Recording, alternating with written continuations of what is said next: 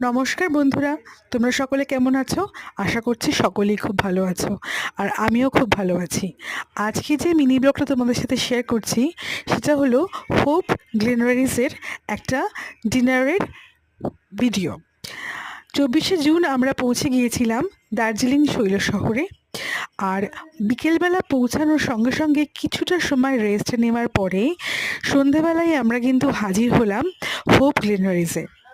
আজকে কিন্তু আমরা ইংলিশ ব্রেকফাস্ট করিনি বা ইংলিশ স্ন্যাক্স বা বলতে পারো সমস্ত কিছু খাইনি। আজকে আমরা কিন্তু চাইনিজ খাবার দাবারই খেয়েছি।